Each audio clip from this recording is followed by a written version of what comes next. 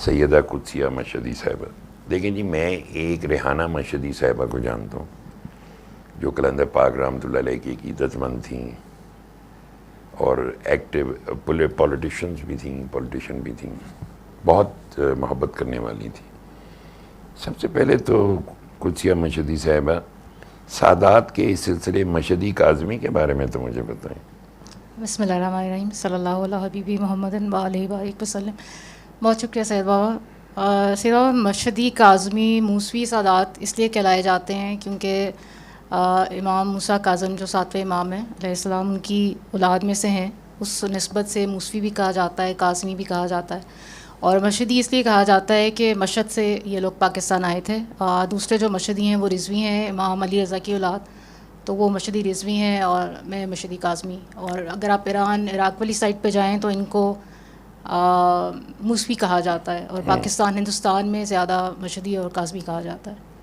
तो इनके जो हमारे अब मशहदी काज़मी सादात के जो जद अमजद हैं, चकवाल में उनका मज़ार है, शाहज़ैन बाबा बादशाह उनका नाम है। तो उनकी आगे औलाद में अगर आप गुजरान की तरफ जाते हैं और दीना चकवाल रोड की तरफ जाएं तो वहाँ पे एक सैयदों का गांव है जिसे सैयद कसरां कहते हैं। तो वहाँ पे उनकी औलाद में से आगे जो हैं शाह नज़र दीवान बादशाह जो हैं वो उनकी औलाद में से थे। और उनके आगे जो बेटे थे वो बेटे डायरेक्ट बेटे तो नहीं, मतलब कुछ नस्लों बाद सैयद सखी महमूद जो बरी इमाम सरकार के वालिद थे वो उनके बेटे थे। और उन्हीं के यानी कि हम मेरे जो आप परदादा या रकरदादा समझ लें वो उन्हीं के नज़र शाह दीवान के जो सैयद कसरां वाले हैं उनकी नस्ल में से थे। तो हम एक तरह से बरी इमाम सरकार के हम नसब बने। और जो मेरे वालिद साहब के दादा हैं उनका रियाल में मज़ार है, उनका नाम पीर सैयद हाकी हुसैन शाह है। माशाल्लाह। अच्छा जी, सादात को सलाम।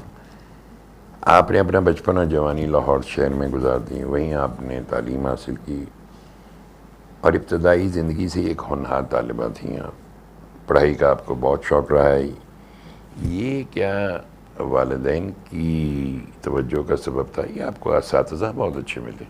सेवा, इसका जवाब थोड़ा लंबा है अगर आप इजाज़त दें, क्योंकि जो उस्ताज़ा वाली बात है, टीचर्स मेरी लाइफ में बहुत इम्पॉर्टेंट रहे हैं, बहुत इम्पॉर्टेंट फैक्टर है। एक तो वालिदैन का भी इसी फील्ड से था ताल्लुक़। मेरे फादर जो हैं वो और पाकिस्तान प्राइवेट स्कूल एसोसिएशन के सदर भी रहे। फिर वो मेरी वालदा के साथ मिलके स्कूल चला रहे थे जिसकी लाहौर में 17 ब्रांचेस थी। तो एजुकेशन की तरफ तो था। और दूसरा, मेरी वालदा को पढ़ाई का बहुत शौक़ था। उन्होंने मैट्रिक में पूरे लाहौर में टॉप किया था। सो एक शायद रूसी भी था, लेकिन एक ये बात मुझे याद है कि ग्रेड 4-5 के बाद कभी पेरेंट्स को कहना नहीं पड़ा कि बैठ के पढ़ाई करो या एग्ज़ाम्स हैं उसकी तैयारी करो। खुद ही शौक़ था, बैठते थे। हाँ, ये ज़रूर इनकरेज करती थी मदर कि अगर सालाना डिबेट्स हो रही हैं, स्पीचेस हो रही हैं इंग्लिश में या उर्दू में, तो वो मुझे लिख के देती थी कि आप ज़रूर पार्टिसिपेट करो। और उसके बाद टीचर्स के मामले में बहुत लकी रही। जैसे मेरी प्रिंसिपल एक बहुत बड़ी इंस्पिरेशन थी मेरे लिए, क्योंकि 10-12 साल मैं जिस स्कूल में थी, नवार ग्रामर स्कूल में, वहाँ की प्रिंसिपल मिसेस ताहिरा हालिक, तो उनसे मैंने बहुत डिसिप्लिन और फर्मनेस और स्ट्रेंथ ऑफ कैरेक्टर और बहुत चीज़ें जो है वो उनसे मैंने सीखी। उन्होंने जब मैं 10th में आई तो मुझे हेड गर्ल बना दिया। तो एक दिन हमारी टीचर किसी सब्जेक्ट की एब्सेंट थी और हम लोग बैठ के जैसे स्टूडेंट्स आपस में इंजॉय कर रहे होते हैं, वक्त ज़ाया कर रहे होते हैं, तो वो राउंड ले रही थी और वो क्लास में आ गई। तो उन्होंने मुझे देखा और उन्होंने कहा कि now you are one of us, यानी कि you are part of administration, तो you should inform us and you know, ताकि I should assign a substitute teacher.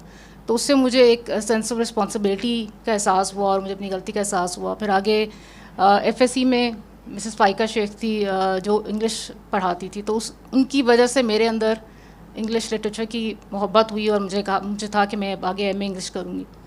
और उसमें MA इंग्लिश में मेरी 10 जो प्रोफेसर्स थी, 10 की 10 बहुत शानदार थी, लेकिन ख़ास तौर पे 2 जो हैं, मिसेस सीमा सोहेल, मिस फरवा शाह, उनके साथ बहुत अच्छा वक्त गुजरा। ड्रामेटिक सोसाइटी की मेंबर थी तो उनके साथ जो है वो टाइम स्पेंड होता था। लेकिन सही बात, ये तो एक एकेडमिकली हो गया। उसके बाद भी लाइफ में मुझे मेंटोर्स मुसलसल मिलते रहे, मुख्तलिफ फील्ड्स में आप समझ लें।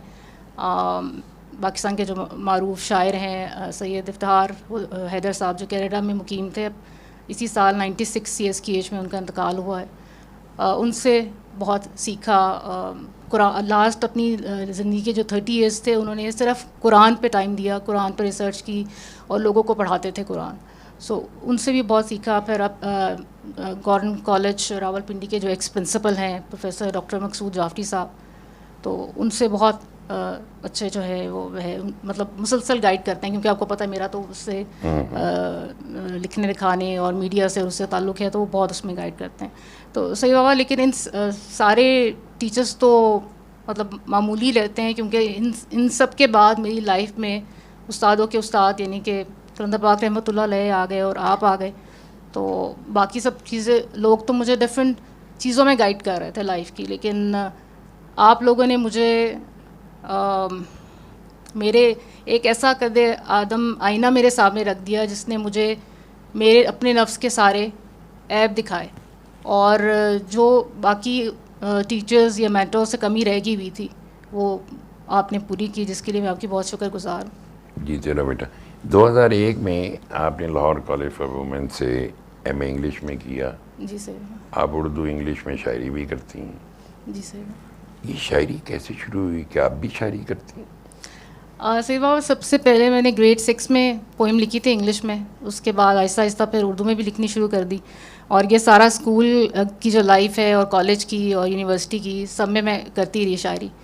और बस नेचर से बहुत इंस्पायर्ड होती थी, बादल, पहाड़, बारिश। और जैसे मेरी एक उर्दू की नज़म का उन्वान है नतिया गई, और मैं दूसरा मुझे किसी ने कहा था कि कैथारसिस के लिए आप जर्नलिंग करें, तो जर्नलिंग तो कम करती थी, ज़्यादा मुझे इन्जॉय मैं करती थी कि जब मैं पोइट्री लिखती थी।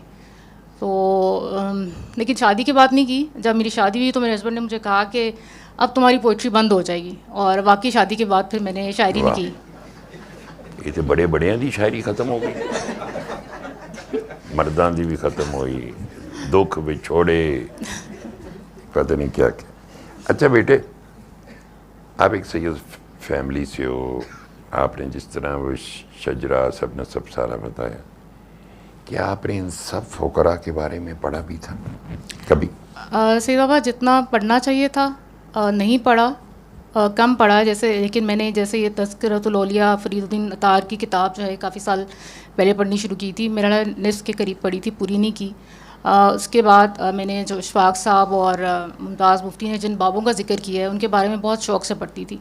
लेकिन जिन फ़ुक़रा ने मुझे जो आप दौर हाज़िर में समझ लें कि मुझे बहुत मुतासिर किया, मेरी लाइफ में बहुत इम्पैक्ट हुआ, एक वासिफ़ रहमतुल्लाह अलैह और दूसरा कुदरतुल्लाह शहाब साहब।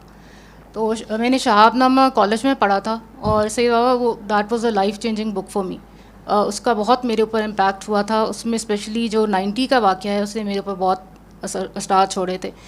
मुझे बहुत ये एक फ़ैसिनेटिंग बात लगी थी कि वो खुद इस तरह से बताते हैं कि मुझे चलते चलते उठते उठते कोई हाथ आ जाता था, राह चलते कोई पकड़ा देता था, और जो सबसे पहला खत मिला था उनको, उसमें उन्होंने कहा कि मेरी ज़ात के बारे में ऐसी ऐसी बातें थी, मेरी बुराइयां और मेरी अच्छाइयां, और एक एक बात जो सिर्फ मैं जानता था या अल्लाह जानता था और किसी और को नहीं पता थी, तो वो सब उसके अंदर लिखी हुई थी। और बाद में उनको पता चला कि वो जो बुज़ुर्ग थे वो सैयद कुतुबुद्दीन बख्तियार काकी साहब की तरफ से आते थे। तो मैंने देखा कि उनकी तो बर्थ 1187 में हुई थी, तो कुदरतुल्लाह शहाब तो उनके 900 साल बाद तकरीबन आए हैं। तो मुझे इस बात ने बहुत फैसिनेट किया, और ये चीज़ समझ आई कि जो औलिया अल्लाह हैं वो दुनिया से चले जाने के बाद भी आपको गाइड कर सकते हैं, और आपको आपकी जैसे उन्होंने उनके सारे ऐब उनको गिनवाए कि ये आपके अंदर खामियाँ हैं। तो वो मुझे उस वक्त ज़ाहिर है मैं तो अपने आप को इस काबिल नहीं समझती कि कुछ हो, लेकिन वो होता था कि यार कि कोई इस तरह का हमें भी कोई लाइफ में कोई बुज़ुर्ग मिल जाए, कोई जो हमें भी गाइड करे।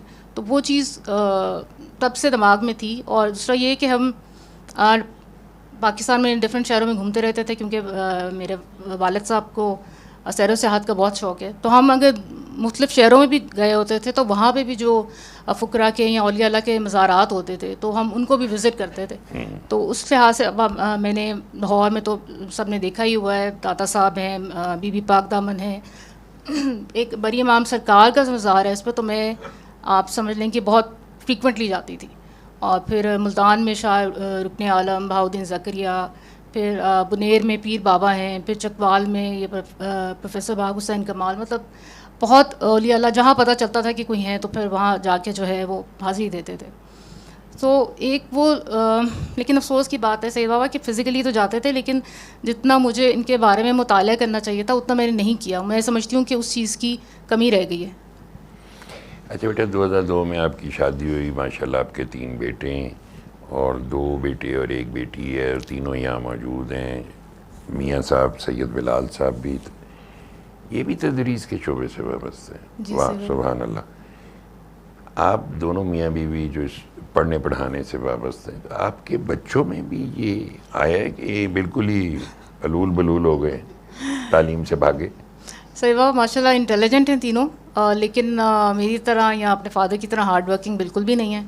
वाह। और पढ़ने का शौक़ नहीं है। पहले शुरू में मुझे होता था कि यार हम लोग तो इतने में मतलब मेरे अंदर इतना मिशन होता था कि मैंने फ़र्स्ट ही आना है क्लास में, फ़र्स्ट सेकंड थर्ड पोजीशन में से कोई पोजीशन लेनी है, और बड़ा बुरा फील होता था कि जब फर्स्ट नहीं आती थी पोजीशन। तो बच्चों को जब देखा कि इतने कैजुअल हैं, और जो छोटा जो बेटा है वो उसकी तो जब वो स्कूल में था ग्रेड 2-3 में एग्ज़ाम्स आते थे तो वो ज़मीन पे लेट के जो है वो टांगे मारना शुरू कर देता था कि मैंने नहीं पढ़ना। तो मैं कहती थी कि यार ये मेरे बच्चे किस पे गए हैं, ये तो उनको पढ़ाई का शौक़ नहीं है। वालिद साहब पे गए नहीं, सही बाबा वो भी अपनी उन्होंने भी बहुत अच्छे मार्क्स लिए हुए, मैट्रिक में बहुत अच्छी पोजीशन ली हुई। सो हम कहते थे कि ये किस पे चले गए, लेकिन फिर मुझे आहिस्ता आहिस्ता एहसास हुआ कि आपके बच्चे आपके फ़ोटोकॉपी नहीं हो सकते।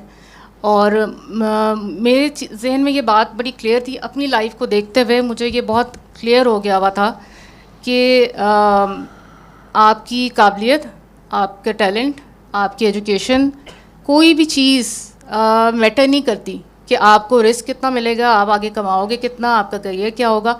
सब चीज़ अल्लाह की उसमें हाथ में, ये अल्लाह की मर्ज़ी पे और मंशा पे है कि आप आगे से कितना करियर वाइज क्या होगा, प्रोफेशनली क्या होगा, रिस्क कितना मिलेगा।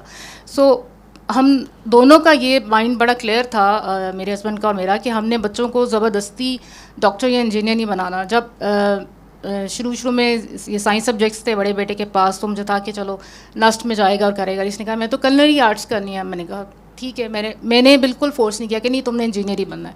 उसके कुछ अर्से बाद इरादा चेंज हो गया और कहा कि मैं कलनरी आर्ट्स में नहीं, मैं तो हेल्थ एंड फिटनेस की फील्ड में जाना है। तो मैंने कहा कि ठीक है, और हम लोगों ने उसमें उसको इनकरेज किया कि ठीक है, ये इसको जो है वही करना चाहिए।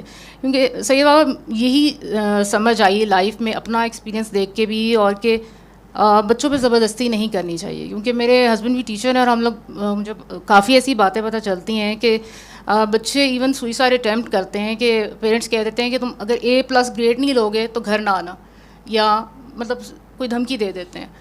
और कुछ बच्चे सुसाइड अटैम्प्ट करते हैं और कुछ ने कर भी ली। तो इसलिए बच्चों को कभी भी इस एजुकेशन की वजह से नहीं फोर्स करना चाहिए, कभी उन पर प्रेशराइज़ नहीं करना चाहिए। हाँ, प्यार से आप उनको डिसिप्लिन ज़रूर करें, एक फर्मनेस होनी चाहिए, लेकिन वही अल्टीमेटली बात है बाबा कि ये इनकी एजुकेशन डिसाइड नहीं करेगी कि आगे लाइफ में इनको अल्लाह ने कितना जो है वो रिस्क अता करना है। वाह। 2011 से 2015 आप डिफेंस और सिक्योरिटी थिंक टैंक की कोर टीम की मेंबर रही, ये क्या है, इसके बारे में? सही बाबा, उसकी थोड़ी सी मैं आपको बैकग्राउंड बताती हूँ कि मुझे बचपन से ही news, national news, international news और इंटरनेशनल रिलेशंस और इन चीज़ों में बहुत इंटरेस्ट था। और मैं इंग्लिश और उर्दू का अखबार बहुत शौक़ से पढ़ती थी, बल्कि मेरे फादर कहते थे कि ये तो, उनको बल्कि एतराज़ भी होता था कि ये इतना ज़्यादा अखबार में इंटरेस्ट लेती है। तो जब मैं FSC कर रही थी, मेरे चचा जो है एयरफोर्स में थे, और वो आए और उन्होंने मेरे फादर को कहा कि आपकी बिटिया माशाल्लाह बहुत टैलेंटेड है, आप इनको CSS करवाएं। तो मेरे फादर सिलेबस ले आए, उसमें से मैंने इंटरनेशनल रिलेशंस, फॉरेन अफेयर्स और ये सब इस तरह के इलेक्टिव जो सब्जेक्ट्स थे वो अपनी मर्ज़ी के सेलेक्ट किए। अच्छा, अभी एक हफ़्ता ही गुजरा था तो उनके, मेरे फादर के एक कमिश्नर इनकम टैक्स के जो उनके फ्रेंड थे, तो उन्होंने कहा कि शाह साहब ये तो लाहौर में 9 CSP ऑफिसर्स हैं ख़वातीन और 9 की 9 तलाक याफ्ता हैं।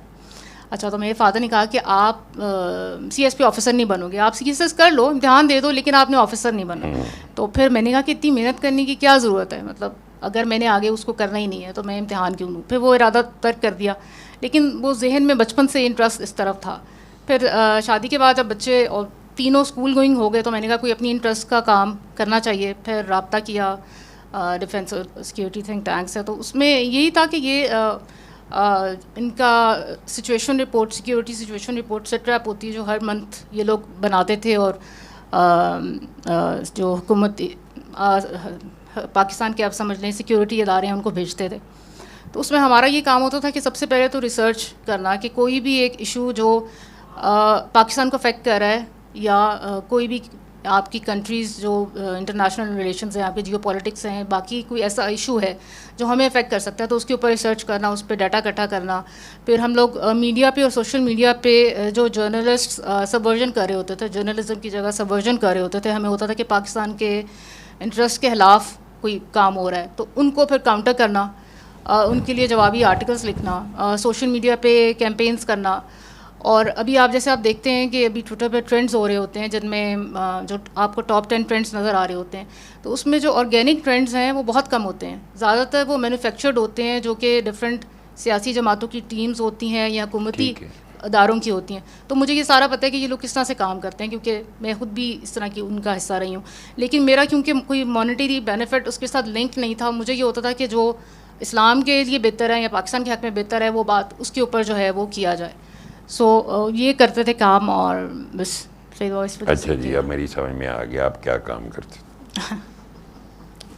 डॉक्टर हज़रत अल्लामा इकबाल रहमतुल्लाह अलैह से आपका एक ख़ास मोहब्बत का एलिमेंट मैंने आपकी बहुत सारी तहरीरों में, बातों में भी देखा। इसी सिलसिले में आपने इंटरनेशनल इकबाल सोसाइटी के लिए वॉलंटियर किया और एक रिसाला प्याम मशरिक़ के नाम से शुरू किया। इसके बाद ये भी कर लिए, कैसे कर लिए? सही बाबा, अल्लामा इकबाल का से लगाव कब हुआ मुझे नहीं याद कि कब से ये इंटरेस्ट था।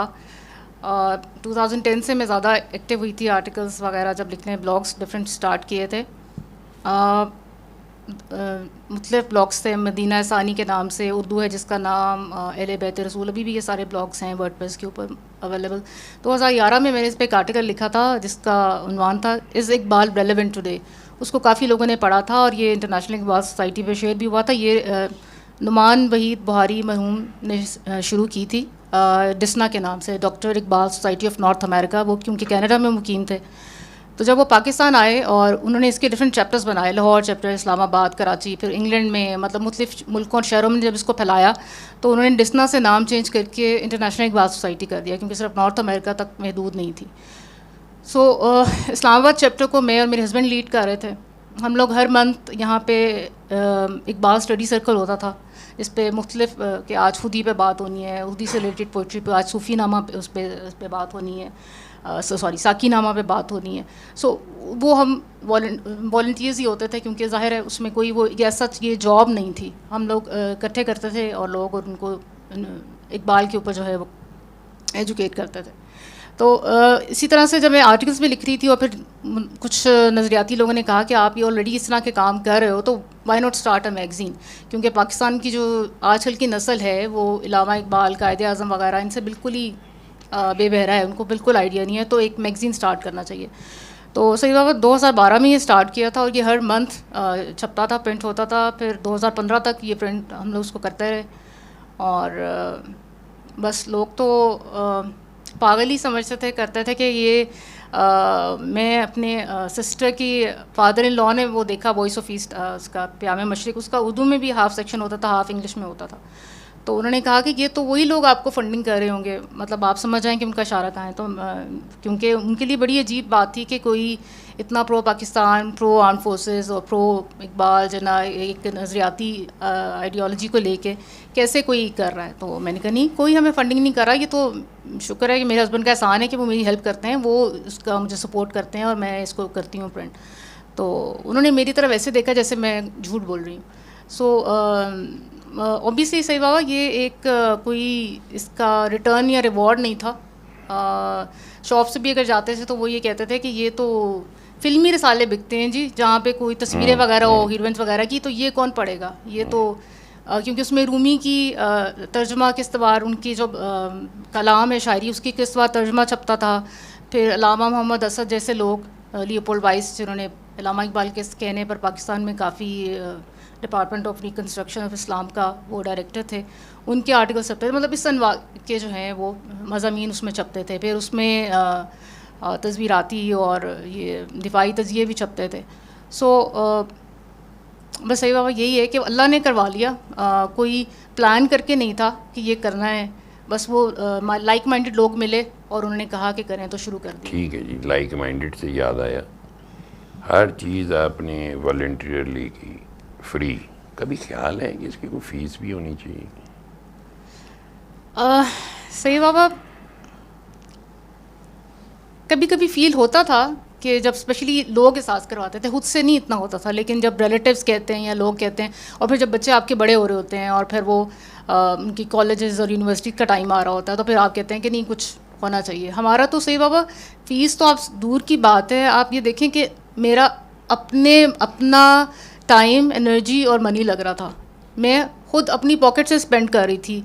जो मैंने वेबसाइट बनाई, जो मैगज़ीन किया, इवन जिन 3 इदारों में मैंने वॉलंटियर किया, वहाँ पे भी मेरा सिर्फ टाइम नहीं लग रहा था, उधर भी मेरे पैसे भी खर्च हो रहे थे, क्योंकि मैं उधर स्पेंड करती थी जब मैं जाती थी। सो फीस तो आप समझ लें कि सही बात आई नहीं कभी से। अच्छा जी, अदब से निकल के आप certified recce healer, certified hypnotherapist, ये क्या हुआ?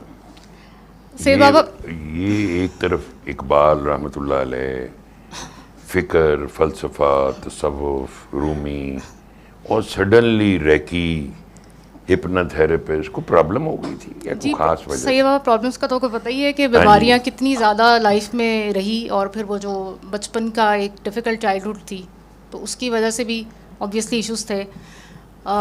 ये तो रेकी तो 100% मैंने अपने लिए की थी कि मुझे मुख्तलिफ जो इश्यूज़ हैं, फ़िज़िकल एलिमेंट्स हैं, और जो बचपन का जो ट्रॉमा ज़हन में रह गया हुआ है, तो उसमें यही था कि ये जापान के डॉक्टर मिकाओ यूसाई थे जिन्होंने ये डिस्कवर किया था। वो मुराकबा करने पहाड़ की चोटी पे गए हुए थे, और जब वो नीचे उतर रहे थे तो उनकी पैर की छोटी उंगली पे चोट आई, खून निकलना शुरू हो गया, तो उन्होंने हाथ रखा तो फ़ौरन सुकून मिला और आराम आया, और उन्होंने रियलाइज़ किया कि इंसान के हाथ में अल्लाह ने एक नेचुरल हीलिंग एबिलिटी रखी हुई है, एक हीट से निकलती है जिससे आप जो है, और उन्होंने फिर वो सिम्बल्स और वो सब कुछ जो जापानीज़ लैंग्वेज में होते हैं वो आप याद करते हो और हीलिंग देते हो, और वो एक हैंड्स ऑन हीलिंग होती है जिस पे आप हाथ रख के अपने आप को भी हील कर सकते हो, जहाँ आपको दर्द हो रही है, सर में दर्द हो रही है या कुछ, या आप दूसरों को भी हीलिंग दे सकते हो। और मैंने इसके तीनों लेवल्स किए हुए हैं, उसमें आप डिस्टेंस हीलिंग भी दे सकते हो, जैसे कि मेरी बहन के कनाडा में या लाहौर में उसके सर में दर्द हो रही है, तो मैं यहाँ बैठ के उसका तसव्वुर करके आंखें बंद करके उसको हीलिंग दे सकती हूँ। वाह। तो सही हुआ उसका मुझे मेरी अपनी ज़्यादा से ज़्यादा दूसरों को फ़ायदा हुआ। उसकी वजह ये थी कि जब आपके सर में दर्द हो रही हो या आप खुद पेन में हो, तो फोकस करके अपने आप को हीलिंग देना बहुत मुश्किल होता है, लेकिन जब आप ठीक हो और दूसरा तकलीफ़ में हो तो उसको हीलिंग देना ज़्यादा आसान होता है। और हिप्नोथेरेपी बस वो वैसे शौक़ में कर ली कि वही प्रोफेसर जो माइंड साइंस के ये करवा रहे थे रेकी, वो हिप्नोथेरेपी भी करवा रहे थे, तो वो भी कर ली। और उसका भी ज़्यादातर फ्रेंड्स और फैमिली को ही फ़ायदा हुआ, बच्चों पे ट्राई की, रिश्तेदारों पे की, और लेकिन फिर जहन में एक बार ख्याल भी आया कि इसका लोगों ने कहा कि ये तो, स्पेशली प्रोफेसर ने मुझे कहा, क्योंकि पूरी क्लास में उन्होंने कहा कि you are the best hypnotherapist, तुम्हारा बहुत अच्छा है। तो मेरे जहन में आया कि चलो क्लिनिक खोल लें रेकी का और हिप्नोथेरेपी का। फिर ख्याल आया कि पाकिस्तान में तो लोग पर्सनल ग्रोथ पे और मेंटल हेल्थ पे तो फोकस ही नहीं है, वैसे एक टाइम पे पर हेड जो है वो एक्सपेंसिव जाके उड़ाएंगे, खाएंगे, कर लेंगे, लेकिन अपनी पर्सनल ग्रोथ पे लोग नहीं स्पेंड करते। तो फिर उस इरादे को तर्क कर दिया, फिर वो नहीं किया उसको। यानी आप सबको सिखा सकती हैं हिप्नोथेरेपिस्ट? जी सही बाबा। या हम उससे बड़ा कोई मुजाहरा करेंगे? अच्छा जी, चलें, रेकी, हिप्नोथेरेपिस्ट, या आपने बताया कि आप स्कूल कॉलेज में तबलीगी जमात से वाबस्ता रही हैं? जी सही बाबा। सही बाबा, ये लोग सब कह रहे होंगे कि ये इतना कुछ है, लेकिन दिस इज हाँ नहीं, ये बड़ा एक बिल्कुल हाई कंट्रास्ट बात थी, मैंने कहा पूछ लूँ। देखिए सही बाबा, ये जो बाकी बातें हैं वो तो मैंने अपनी मर्ज़ी से की, लेकिन जो तबलीगी जमात वाला है वो तो आप बचपन से समझ लें, क्योंकि मेरे फादर अपने बचपन में उन्होंने टाइम लगाया था, तो उन्होंने हमें बचपन से इस तरफ लगाया और उसका किया। अभी अब जो मेरा स्टेज है, जो ज़ाहिर इर्तिका हुआ है लाइफ का, अब आई रियलाइज़ कि उनकी जो रिजिडिटी है या एक्सट्रीमिज़म है, आई अंडरस्टैंड दैट, लेकिन उस टाइम पे मैं समझती हूँ कि एक डिसिप्लिन एक आया और एक इस्लाम की जो बेसिक अंडरस्टैंडिंग और नॉलेज है वो उस वक्त काफ़ी हमें मिला। और एक चीज़ जो मैं उधर बहुत इन्जॉय करती थी कि जब फ़ॉरेन जमातें आती थी तो वो कहते थे कि इंटरप्रेटर्स चाहिए, तो वो कहते थे शाह साहब अपनी बेटियों को भेज दें। तो वो जैसे साउथ अफ्रीका की जमात आई तो हम 5 दिन सुबह से शाम तक उनके साथ थे, सुबह जाते थे और हम लोग मगरिब के घर वापस आते थे। तो उस पूरे दिन में वो इतनी एक्टिविटीज़ होती थी कि एक लम्हा भी हमें फ्री नहीं मिलता था। सो वो फिर इवन जो इंग्लिश स्पीकिंग नहीं थी, सऊदी अरेबिया, यमन से आ रही हैं, मलेशिया से आ रही हैं, टर्किश जमात आ रही है, वो उधर भी हमें भेज देते थे, तो हम उनके साथ टाइम स्पेंड करते थे। वो that was a good experience. वाह। अच्छा जी, अब आ जाए असल बात की। ये सूर्य रहमान का मैसेज कब मिला? जब आपने सूर्य रहमान सुनी तो क्या हो, कैसा महसूस? फिर वह सूर्य रहमान का मैसेज 2019 में मिला। और सबसे मुझे उस वक्त जब मुझे ये पैगाम मिला तो 2 साल हो चुके हुए थे। कॉन्टैक्ट डर्मेटाइटिस, आर्टिकेरिया, स्किन पे जो एलर्जी है वो थी, और किसी डॉक्टर को उसका समझ नहीं आ रहा था। वो मुझे डिफरेंट चीज़ें कह रहे थे कि आप ट्राई करें जो अपनी आप खुराक से निकाल के देखें कि because it's something that you are eating which is causing this. और वो बहुत ही बुरे रैशेज़ और बहुत बुरी उसकी जालिम इतनी हारिश होती थी और हीट निकलती थी बॉडी से कि मुझसे विंटर में भी स्वेटर्स वगैरह पहनना मुश्किल हो जाता था, इतनी हीट होती थी। सो जब मैंने वो सुनी, क्योंकि वो बड़ी पुरानी थी और मैं 2 साल से एंटीहिस्टामीन खा रही थी, उसकी भी बाद में मुझे अब जाके साइड इफ़ेक्ट्स नज़र आ रहे हैं। तो उस वक्त तो वो डॉक्टर्स बस कहते हैं नहीं कोई बात नहीं, आप तो 10 साल भी खाते रहे, एंटीहिस्टामीन कुछ भी नहीं होगा। मैंने जब सुनी तो सही बात, फ़ौरन तो वो बीमारी नहीं गई, लेकिन मेरे अंदर जो एक बातन में सबसे पहले मुझे चेंज फील आना शुरू हुई कि पूरी लाइफ पीछे जो अल्लाह से एक शिकवे में और शिकायत में गुजर रही थी, पहली दफ़ा मुझे ज़िंदगी में पहली दफ़ा, हालांकि मैं आपको अभी बताया भी है कि कैसी बैकग्राउंड थी, तबलीगी जमात में जाते थे, बयान सुनते थे, सब कुछ, लेकिन उस सब के बावजूद अल्लाह की मोहब्बत दिल में नहीं आ सकी थी, अल्लाह का ट्रू एसेंस समझ नहीं आ सका था। ये नहीं पता था कि अल्लाह कितना हसीन है और हमसे हमारी सोच से भी ज़्यादा मोहब्बत करता है। तो बड़े गैर महसूस तरीके से वो एक अंदर से चेंज आना शुरू हुई और अल्लाह का कॉन्सेप्ट चेंज होना शुरू हुआ। बीमारी भी उसके बाद अल्टीमेटली मुकम्मल चली गई, मतलब वो 7 डेज़ के बाद तो नहीं गई लेकिन चली गई। और उसमें भी ये हुआ कि मेरे सामने एक वीडियो आ गई जिसमें एक सारी ग्लूटेन इंटॉलरेंस और सेंसिटिविटी की वो चीज़ें थी। तो मुझे लगा कि शायद मेरे साथ यही इशू है, और मैंने वो ग्लूटेन जब छोड़ा तो मेरी वो आर्टिकेरिया और वो सब ख़त्म हो गया। तो मतलब उस रहमान की बरकत से ही ऑब्वियसली हुआ। तो और 2019 में ही हम पहली दफ़ा उर्स पर गए और वहाँ पे मंशा साहब ने आपके बारे में बताया कि ये रूहानी वारिस हैं। तो उसके बाद से बाबा जनवरी 2020 में आपसे मुलाकात हुई, तो वो बीच में 3-4 महीने थे और उनमें बस दिन रात आपका चेहरा आंखों के सामने होता था कि किसी तरह से मुलाकात हो जाए। यहाँ पे मैं किसी को भी नहीं जानती थी जो आपसे मुलाकात होती है, और वो बस एक बिल्कुल अननोन पर्सन के थ्रू मुलाकात का जो है वो ज़रिया बना और हम लोग आए। और एक और बात जो से बाबा मैं बिल्कुल भूल चुकी हुई थी, मुझे याद आई कि 2016 या 2017 में गालबन मुझे सोशल मीडिया पे या फेसबुक पे एक रेड ग्राफिक इमेज जो है वो नज़र आया था जिस पे सूर्य रहमान का पैगाम लिखा हुआ था। लेकिन वो तब ना मुझे तोहफ़ा कलंदर पेज का पता था ना कुछ, ना उसमें साथ कलंदर पाक रहमतुल्लाह अलैह की तस्वीर थी लेकिन उनका नाम नहीं लिखा हुआ था। तो मुझे ना पता था कि ये पता भी नहीं था कि कौन है मुझे, लेकिन वो पैगाम बहुत अच्छा लगा कि सूर्य रहमान सुने और आपका 7 दिन के लिए। तो मैंने उस ग्राफिक को अपने लैपटॉप पे सेव कर लिया, लेकिन जब मैंने सेव किया तो मैंने कलंदर पाक रहमतुल्लाह अलैह की पिक्चर को क्रॉप कर दिया, यानी कि काट दिया। मैंने कहा ये पता नहीं इन्होंने किस बाबा जी की तस्वीर लगा दी है, पैगाम इतना अच्छा है, जो कि अब देखें लेकिन अल्लाह ने मेरे ही हाथों से उन्हीं बाबा जी की तस्वीर अब मेरे व्हाट्सएप की डीवी पे लगी हुई है। तो मुझे उससे ये पता चला कि अल्लाह का दोस्त आपको छोड़ता नहीं है, अबैंडन नहीं करता। और ये बात मेरे जहन से बिल्कुल निकल गई हुई थी। अब मुझे एकदम याद आई कि ये तो 2019 में हमें पैगाम मिला, लेकिन ये मैंने बहुत पहले एक इमेज देखा था फेसबुक पे या कहीं, तो जहाँ पहुँचना था वहाँ अल्लाह ने पहुँचा दिया। फाइनली 2020 में आपकी मेरी मुलाकात हो गई, आपकी सारी फैमिली दुआ में आती है, सब ने सूर्य रहमान सुनी,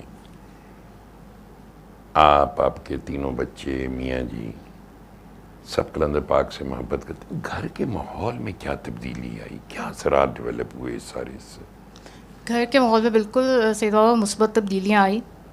जैसे कि मैंने आपको पहले भी बताया, आपको आप जानती हैं कि मुझे गुस्सा बहुत आता था, उसमें कमी आई। मेरे बड़े बेटे को गुस्सा बहुत आता था, हाइपर है बहुत, ADHD है। ये तो मॉम का केस है, जी, अगर सही ये बात। ADHD है। तो सही बाबा ये इसके साथ क्लैश हो जाता था बहुत ज़्यादा ना, कि मुझे ये लगता था कि we are speaking to different languages. मुझे इसकी बात समझ नहीं आती थी और ये कहता था कि आप मेरी बात नहीं समझ पा रही। तो ये एक बहुत ज़्यादा इशू होता था, वो उसके अंदर कंट्रोल हुआ। जो दूसरा बेटा है उसको OCD हो गया हुआ था, और सही बाबा सूरह रहमान से अल्हम्दुलिल्लाह वो मुकम्मल उसका ठीक हो गया। बेटी का ये था कि स्कूल में बच्चे बुली करते थे, उस वजह से डिस्टर्ब हो गई हुई थी, और ये सुना सूरह रहमान, और यहाँ आपका सुनती है बातें, बहुत ध्यान से गौर से सुनती है। तीनों बच्चों में ये है कि आपसे बहुत प्यार करते हैं। घर में कोई बात अगर ना मान रहे हो तो मैं कहती हूँ कि मैं सईद बाबा को जाके बता दूँगी, तो सईद बाबा फ़ौरन सीधे हो जाते हैं और मान लेते हैं। वाह। और मियाँ बीवी के ताल्लुक़ में भी इम्प्रूवमेंट आई इसकी वजह से। ऑब्वियसली हस्बैंड का भी ये था कि कुछ रिश्तेदारों से नहीं मिलते थे, उनसे मिलना शुरू किया। मुझे भी ये था इशू कि मैं ज़्यादा नहीं मिलती थी, और मैंने सिर्फ इस वजह से मिलना शुरू किया कि मैं ये पैगाम समाते सूरह रहमान का आगे फैलाऊँ।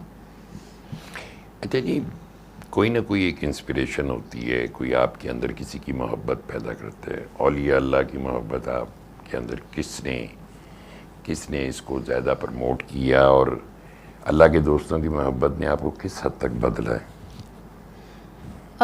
सही बात, जैसे मैंने भी पहले आपको बताया है कि वालिद साहब ले जाया करते थे मुख्तलिफ़ मज़ारात पर, और ये बड़ा एक कंट्रास्ट है कि एक तरफ तबलीगी जमात है जो इन चीज़ों में बिल्कुल बिलीव नहीं करती, और दूसरी तरफ मज़ारात हैं। वो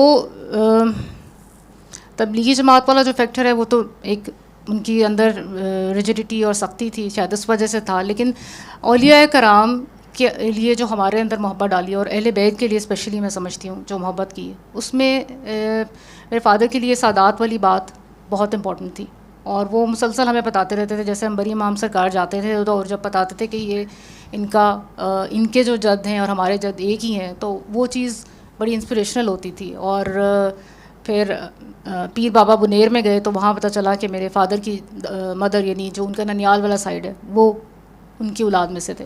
तो उस वक्त तो बहुत ये अच्छा लगता था और अच्छी फीलिंग होती थी। लेकिन आहिस्ता आहिस्ता वक्त के साथ एहसास हुआ कि ये बहुत बड़ी एक ज़िम्मेदारी भी है, और आप स्पेशली जब इतने बड़े लोगों के नाम पीछे हों, इतनी शानदार हस्तियाँ गुजरी हों, तो फिर इंसान को शर्म भी आती है कि आप उनका नाम ले रहे हो, आप बता रहे हो कि हम उनकी फैमिली से हैं, तो आप खुद क्या हो और आपके अंदर कितनी तब्दीली आई है। तो एक बचपन में तो वो चीज़ नहीं थी, बचपन में तो बड़ी खुशी बस होती थी, लेकिन अब ऐसा ऐसा एहसास होता है कि हमारी रिस्पॉन्सिबिलिटी तो बाकी लोगों से ज़्यादा है, और हम किस मुँह से कहेंगे कि हम इनके फॉलोअर्स हैं या हम इस फैमिली से हैं, अगर हम अपनी लाइफ में उसका जो हमारा कोई इम्पैक्ट नहीं है।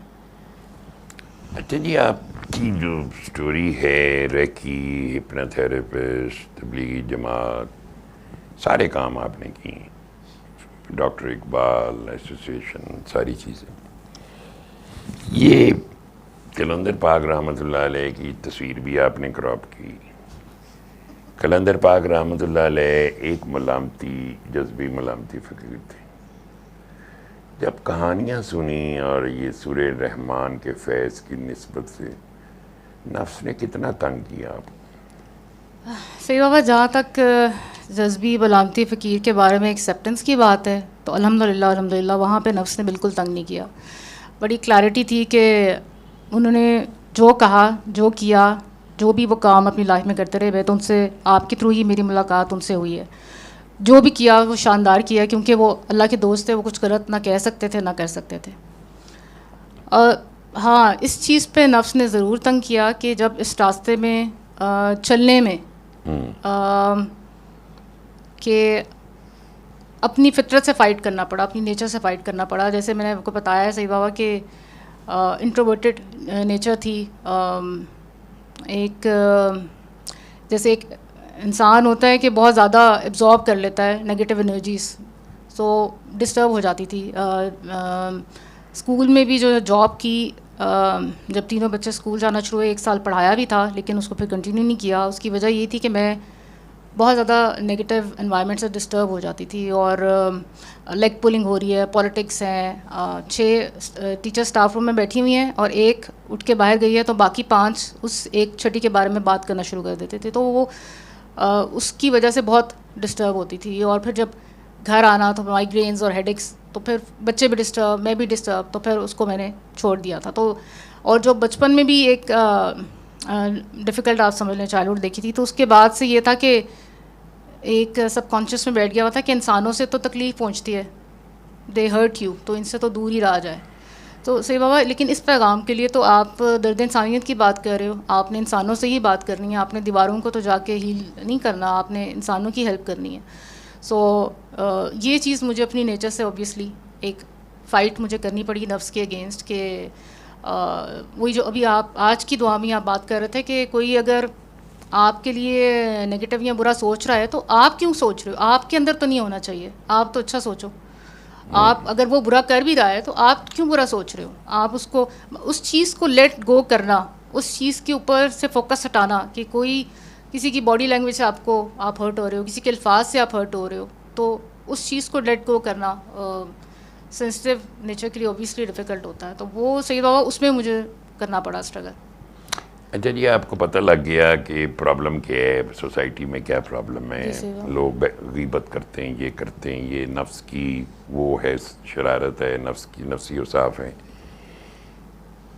आप यहाँ आते रहे, जब आपको इस हकीकत का पता चल गया तो नफ्स की मुखालफत इतना कोई आसान काम है?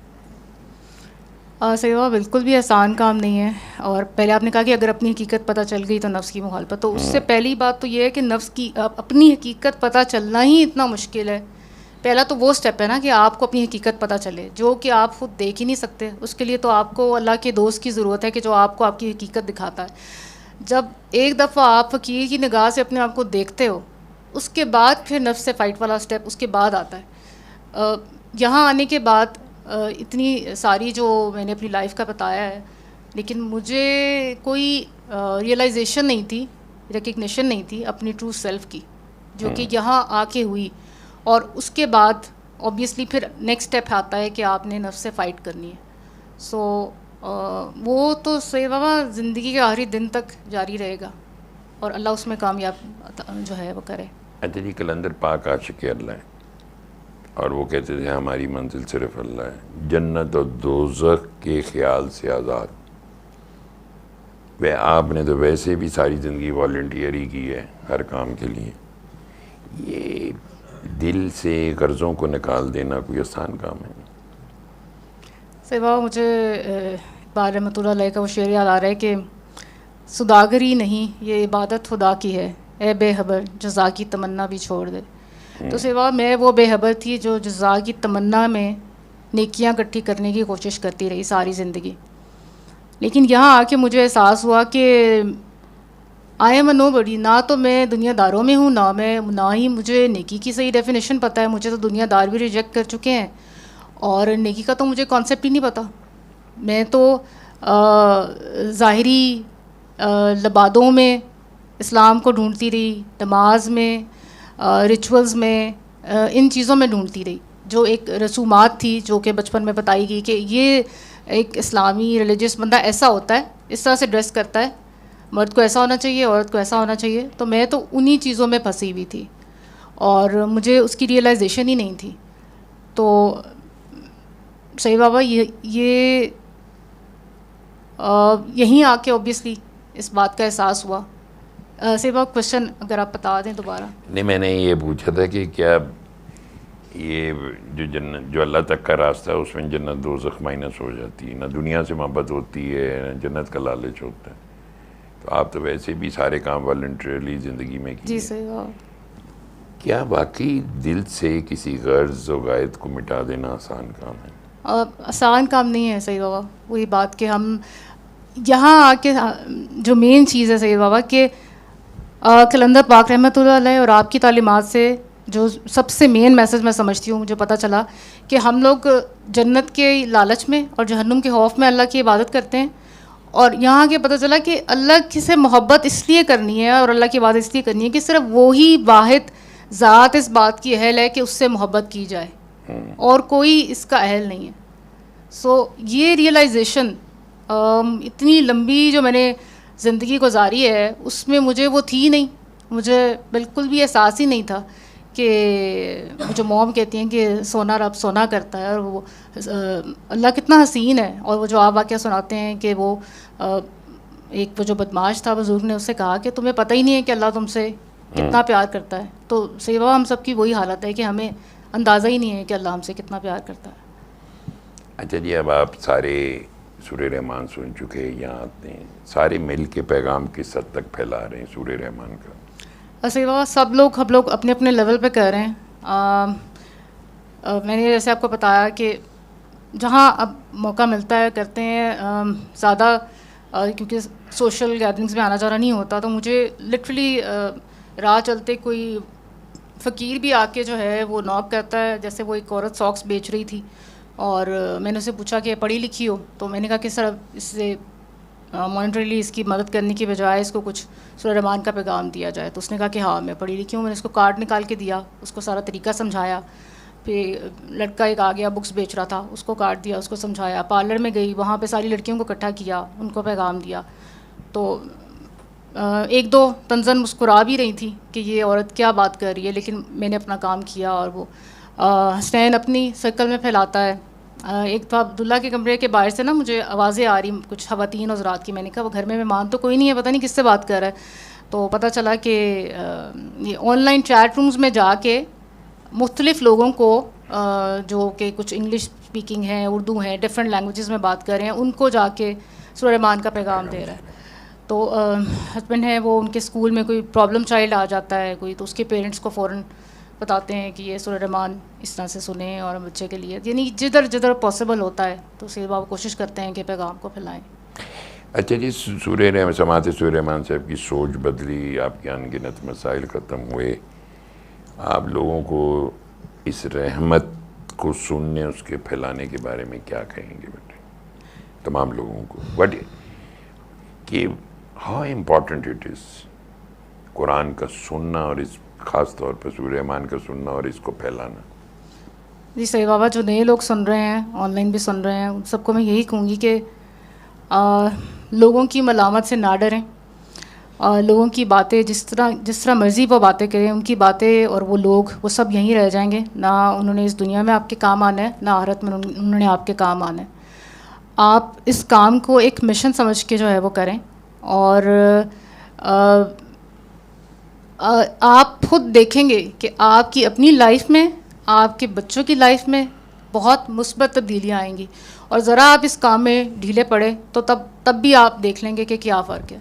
तो इस काम को ज़रूर फैलाएं। और कुरान रहमत है, कुरान शिफा है, सूर्य रहमान शिफा है, तो उसको सुने और दूसरों तक पहुँचाएँ। जी तेरा बेटा, बहुत बहुत शुक्रिया।